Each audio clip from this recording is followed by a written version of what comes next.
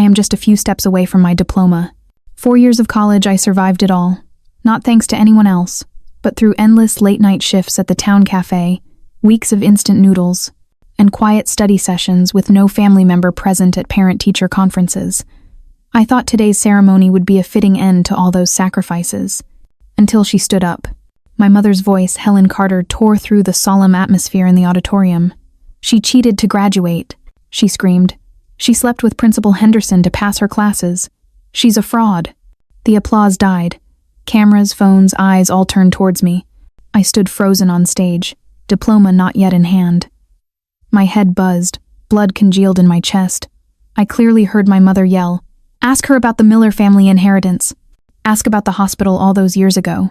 She doesn't deserve to be here." A part of me wanted to scream back in protest, but I didn't understand what she was talking about. Hospital? Inheritance? Below, I saw Lila, my best friend since middle school, gaping in shock. Her eyes were fixed on me, as if to say, "Don't fall apart," but I couldn't move my feet. Principal Henderson stepped forward, his voice low and clear through the microphone. "Mrs. Carter, please leave the hall." Security guards moved towards the rows of seats, but Helen wasn't giving up. She laughed loudly, waving her arms like a stage actress. "The whole town will know the truth. Don't think you can hide it forever." I took the diploma from the principal's hand. His hand gently squeezed my shoulder, his eyes full of sympathy. I tried to smile, but my throat was tight. After the graduation ceremony, social media exploded. Rumors spread like wildfire. Names called me a fake, a betraying child, Helen Carter's daughter a liar. I locked my phone. I holed myself up in my dorm room for 3 days, the diploma still pristine in its envelope, sitting on my desk like an irony. Why did she do it? Why that day? I didn't cry. I just sat silently, repeating the questions in my head. Which hospital? What inheritance? What is my mother hiding? Lila was the first to brave my silence. She came, bringing muffins and understanding eyes. "She's not crazy, Sarah," Lila said. "I think she's afraid of something, and I think she just let slip too much." I looked at Lila for a long time. That was the first moment I realized I might know nothing about the woman who raised me. And maybe I had never truly known who I was. I never thought I would search my mother's room. But after that graduation ceremony, with every accusation still echoing in my head, I entered Helen's room like a thief, my heart pounding erratically, my hands shaking so much I almost dropped the bedside lamp. I didn't know what I was looking for. I just knew something had been wrong for a very long time. I opened every drawer, every dusty old jewelry box, until I found it a small wooden box, its lock rusted, hidden beneath the bottom layer of blankets in the wardrobe. The way it was hidden told me instantly. What was inside was not meant for anyone but Helen. I used scissors to pry open the lock. Inside the box was a stack of handwritten letters, a few old savings passbooks, and a faded yellow letter, the handwriting shaky. "My dearest Sarah, this is the education fund Grandpa saved specifically for you, $200,000. Use it to build your future, no matter what anyone tells you. With love, Grandpa, George." I reread those lines until my hands began to feel numb. The name Helen was not mentioned at all. Not a word about the mother who raised me. It was just me and Grandpa. A few days later, during a tense argument, I decided to confront Helen. I threw the letter on the table and asked directly, "Where is this money? And what is the Miller family inheritance you yelled about at graduation?" She looked at me, not with anger, not with defiance as usual, but as if struck in exactly the right crack. For a split second, I felt afraid. "You're just like Clara, always demanding things that don't belong to you." Clara. The name fell like a sharp cut. I clenched my fists. "What are you saying? Who is Clara?" Helen sprang to her feet. I misspoke. "Just assume I'm losing my mind. Don't overthink it." But it was too late. I saw the panic in her eyes, and I knew I had touched a forbidden subject. That night, I called Lila, my voice trembling. "I think my mother isn't my biological mother." We discussed how to find out Clara's identity. Lila introduced me to a private detective named Frank Morrison, a former police officer with a record of investigating financial fraud and identity cases. I paid him all the money I had left in my account. There was nothing left to lose. Frank didn't take long. The following week, he brought a stack of documents, his eyes stern. Clara Miller, 27 years old, was Helen's sister. In 2008, Clara died at Willow Creek Hospital after an unexplained medical incident. Helen then adopted Sarah, not through the official adoption system. The $200,000 education fund was left to Sarah in the will of George Miller, Clara, and Helen's father. The entire amount had been withdrawn over the past 3 years, through forged power of attorney documents and transfers to a secret account under Helen's name. I went numb. I couldn't breathe. Frank handed me an audio recording of a phone call between Helen and the bank, where she sweetly impersonated me to confirm a transfer. I am Sarah Miller, born the 14th of October 2007. I saw my own name defiled. Trust, childhood, identity all stolen without my knowledge. I started recording every argument. One night, Helen screamed, "Do you think you deserve the old man's money? I raised you, I fed you, what more do you want? You're just like your mother, a leech." I cried silently, not because of those words, but because I realized Helen had never loved me. To her, I was just living proof of a sin too big to bury. Frank called back at the end of the week. His voice was low and cold. I just checked Helen's call log. For the past 6 months, she's been receiving continuous anonymous calls. The content is always the same. "I know what you did with Sarah's fund. Give it back, or you'll lose everything." Helen thought I was behind it. She panicked, and in her fear of being exposed, she tore off the mask she had worn for 18 years with her own hands, right at my graduation ceremony. I once thought a legal battle would make me feel strong, but holding the lawsuit against Helen, the woman who had called me daughter for 18 years, my hands didn't shake with fear, but because my heart was being torn in two, one part consumed by extreme anger, the other still innocently searching for a reason to forgive. I had hoped Helen was just mistaken, that she spent the money out of concern for me, that all the venomous words, the psychological blows, the evenings I was left hungry could all be categorized as strict upbringing. But then Frank sent me a neatly organized cold stack of documents printed on thick white paper. The cover read, "Transaction Summary, Sarah Miller Education Fund, Actual Account Holder, Helen Carter." The first transaction was in my freshman year. $15,000 transferred to a car dealership in Portland. 3 days later, I remembered eating instant noodles all week because I didn't have enough money for biology textbooks. I looked at those cold numbers and clearly saw my childhood silently slipping away. Every stolen dollar was a slap to the self-respect I had struggled to build. And then there was Tommy. I had never talked to my brother about money. Helen always made the distinction clear between us. I was the ungrateful one, while Tommy was her last hope. But I couldn't let my brother continue to live in the sweet glass cage Helen had built. That evening, I met Tommy at the park after school. He sat on an old wooden bench, his shoulders thinner than I remembered. "I have something," I said, handing him my phone with the recording of Helen screaming, her voice as bitter as thorns. "All of you are useless. I raised 2 of you like parasites. I should have been the heir, not Clara. Not you, Sarah. Nobody." Tommy listened without blinking. When the recording ended, he was silent for a very long time. He choked up. "She once slapped me. When I asked about college money, she said I was a traitor, just like my sister." For the first time, I saw Tommy's tears fall. And it was also the first time he held my hand. "I'll testify," Tommy said, his voice still trembling. "If you dare to stand up, then I must too." I squeezed my brother's hand, a strange emotion swelling within me, not gloating, but regret. Because it wasn't until now that we truly were siblings. On the day of filing the lawsuit, I stood outside attorney Margaret Chen's office, clutching the stack of documents Frank had investigated for 2 months. I thought I would feel relieved. Instead, I felt like I was walking out of a funeral for the very concept of family within me. "I want to sue," I said, my voice not shaking but not confident either.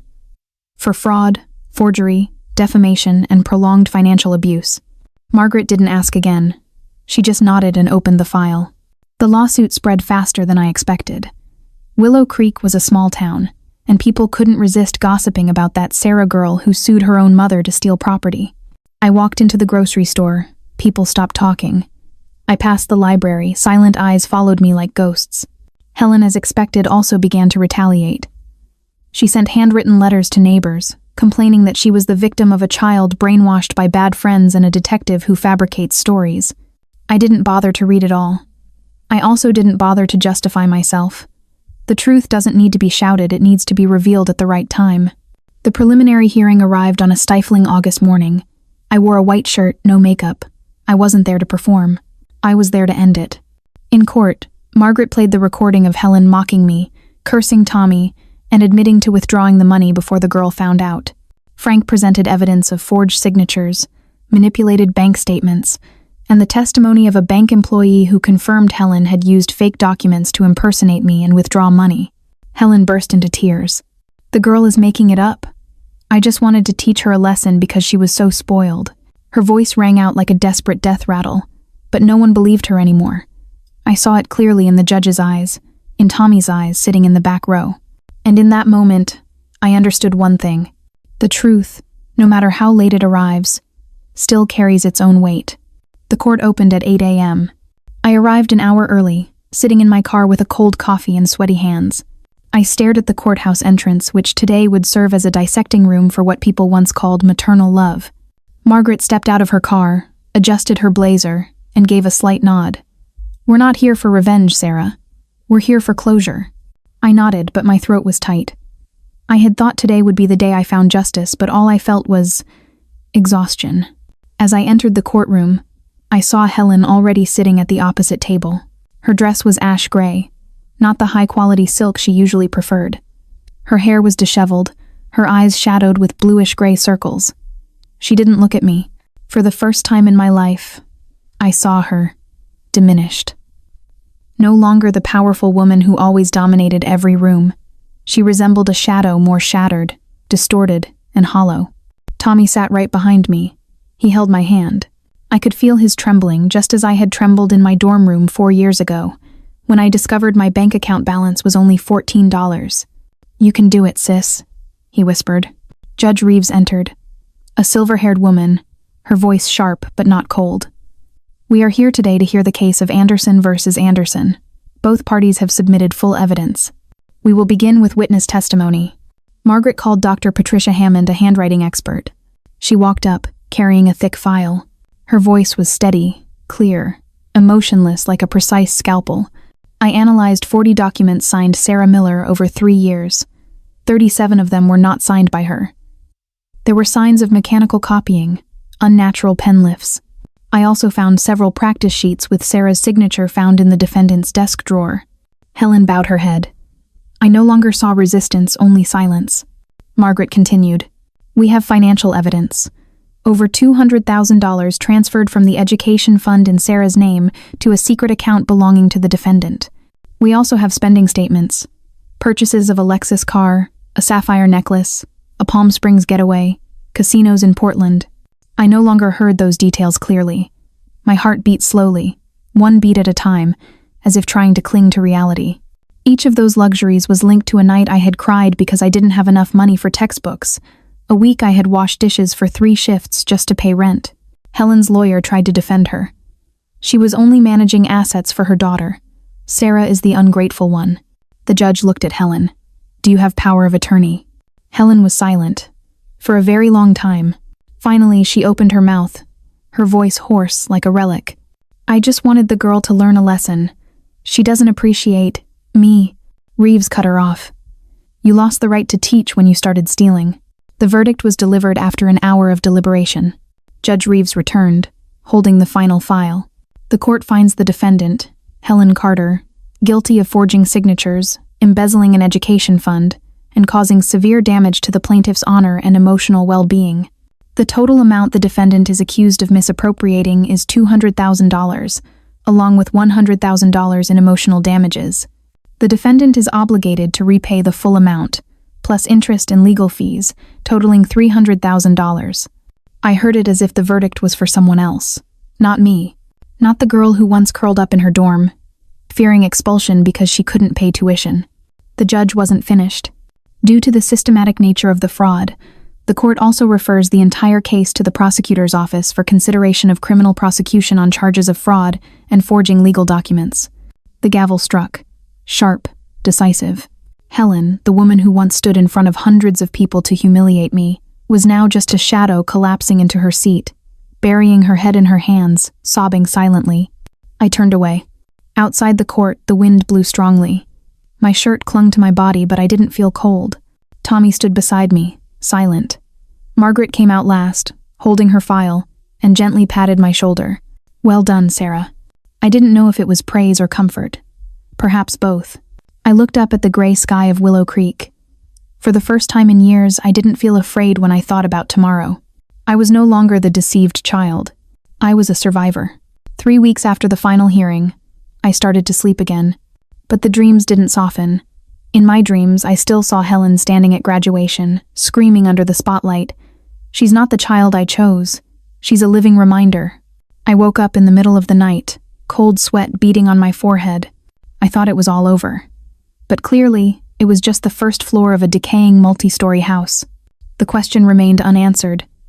What was the hospital from all those years ago? Why did Helen mention the Miller family inheritance? Who was Clara really? And why did she die when I was just 1 year old? I couldn't live with that void.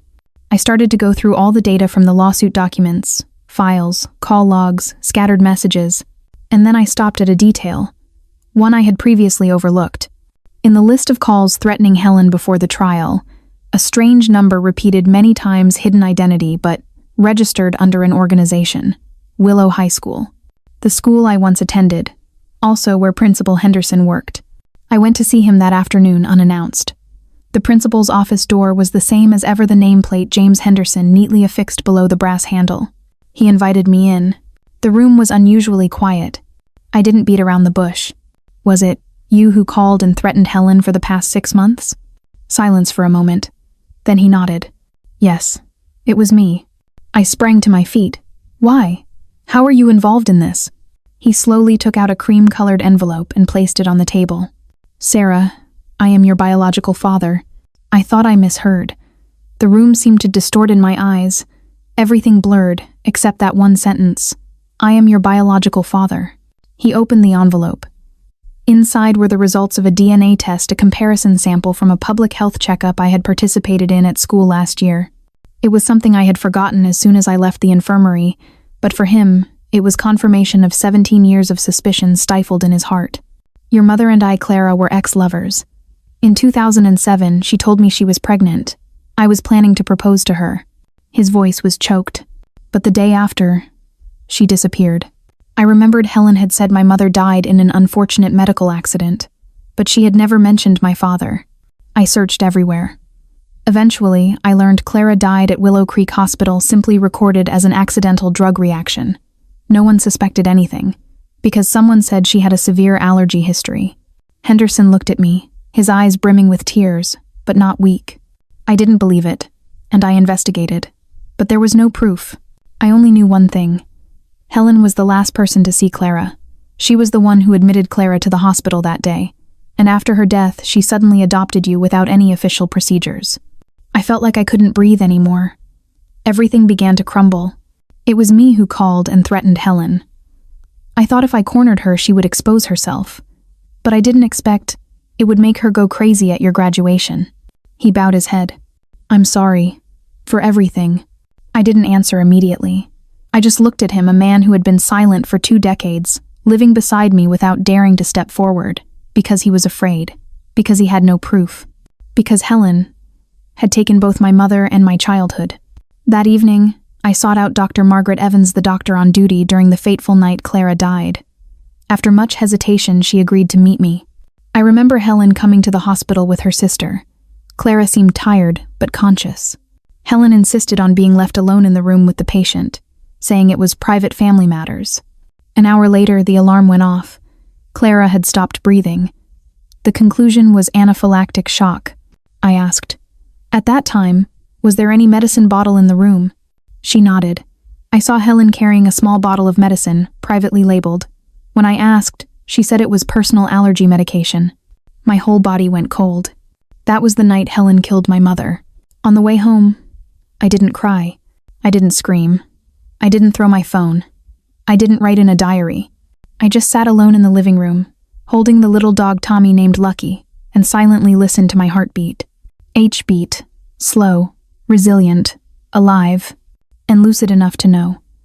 I was about to face Helen one last time, not as her daughter, but as Clara's daughter. I had never been to Oregon State Penitentiary, never imagined the day I would stand before a cold glass pane, facing the woman who had raised me and who was also the one who killed my biological mother. Helen was brought into the visiting room in handcuffs, a crumpled gray prison uniform, her hair disheveled. Gone was the powerful demeanor, the cold pride that once made me cower as a child. She sat down, facing me across the thick glass. Her eyes were swollen, but still held a familiar glint of contempt. I didn't greet her, didn't ask how she was. I just looked straight at her and said, I know you poisoned Clara. I know you stole the will, drained the inheritance fund, and adopted me to cover up your crime. Helen didn't answer immediately. Her lips were pressed tight, trembling. Then she laughed a dry, distorted laugh, as if someone had crushed her lungs from the inside. That old man told you, didn't he? James Henderson. It was always him. I remained silent. Clara was always better than me. Do you know how I lived? When I was little, my parents gave all their tuition money to her, bought her a piano, hired private teachers, and me. I studied from old books, wore her hand-me-down clothes, and when I won my first scholarship, my father just said, Clara also got an honors scholarship. Her voice broke. Then you appeared. The perfect daughter. Clara's eyes, Henderson's mouth, and every day I had to see you in my house, calling me mother. Mother! I clenched my hands, my voice still steady. And so, you poisoned your own sister? I didn't mean to kill her, Helen screamed. I just wanted her to lose everything, lose James, lose money, lose her reputation. I just wanted to cut the cord that tied me to her shadow. That sentence fell like a bone-deep cut. Helen sobbed, her breathing heavy. I raised you, Sarah. I raised you. I fed you. I clothed you. You raised me with my mother's blood money, I interrupted, with false memories, with control and suppression. You didn't raise me out of love. You raised me to soothe your conscience. Helen fell silent. For the first time, her gaze wandered as if there was no longer any logic to cling to. I placed a photo on the table, a photo of me with my newly adopted dog, and the first line of stores I built from the very compensation she was forced to pay. I'm still alive. I'm still growing. And I will continue to live without you, without Clara's blood, without Helen Carter's memories. Helen trembled. She put her hand on the glass as if to hold on, but I didn't reach back. Sarah, you can't hate me forever. I don't hate you. I just stopped loving you, and I don't need you to call me daughter anymore. I stood up, slowly. Goodbye, Helen. That evening, Tommy and I sat on the porch, gazing at the rose bushes I had just planted, identical to the rose bushes Clara had planted in an old photograph. You know, I said, for 18 years, I was afraid I would become Helen, angry, bitter, lonely. Tommy rested his head on my shoulder. But you're not like her. You never were. I looked at the blooming roses, the golden light illuminating the petals like fireflies in the night. I didn't know if justice was enough. I didn't know if Clara would forgive me for living in her killer's house all those years. But I knew one thing for sure. I would not let my mother's death be a silent ending. 6 years passed. The town of Willow Creek was no longer the same. This summer, the maple tree in front of the library had grown taller. Mr. Amos's old bookstore was replaced by a herbal tea shop, and the jade-colored sign of Clara's garden hung quietly on the main street like a whisper. Every pain can blossom. My organic food chain, Clara's Garden, now had 8 branches across Oregon. But I still kept the first shop in this town, where I planted a small garden behind the house with the flowers my mother once loved. White daisies, lavender, and velvet red roses. Every morning, I brew tea for customers, personally writing messages on paper bags. Be kind to yourself. You are on the right path. Once, a young girl came to the shop, her eyes furtive, holding a discount coupon. She whispered, I heard. The owner of this shop once won a big lawsuit and used that money to start over. Is that true? I just smiled. People say many things, but what matters is what you believe. James Henderson, my father, still worked as principal at Willow High, but had reduced his workload, dedicating more time to student counseling. Every month he came to the shop, sat in a quiet corner, read books, and helped me check orders. I used to be afraid I couldn't call him Dad, but on my 24th birthday, he gave me a letter, a handwritten copy of old letters Clara had written but never sent. My dearest Sarah, even though I cannot be with you, I hope you grow up knowing that no one has the right to define you by your pain. Everyone has the right to choose their family again, to choose love again, and to choose themselves again. I burst into tears. That was the first time I called him Dad. Tommy, now in his final year of business administration at college in Seattle, calls me every week.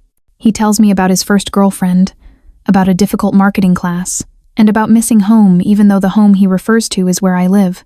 When I graduate, I'll come back to Willow Creek, he said. You need someone to manage the operations of the chain, right? I smiled. I need a brother first. One late autumn afternoon, I went to the north cemetery of the town, carrying a bouquet of white daisies and a cup of rose tea. Clara's grave was very simple, a white stone carved with Clara Miller, 1980, 2008, a short life, a love that never fades. I sat down, placing my hand on the cold stone. Mom, I've brought you justice. I found my father, and I also found myself. I poured the tea, took a sip, and closed my eyes. No more anger, no more fear, only gratitude. I stood up, brushed off my dress, and walked out of the cemetery. At the gate, Lila was waiting for me, holding a basket of freshly baked muffins. She was still the same strong eyes, practical voice, but a heart as soft as a freshly baked croissant. We walked together, hand in hand.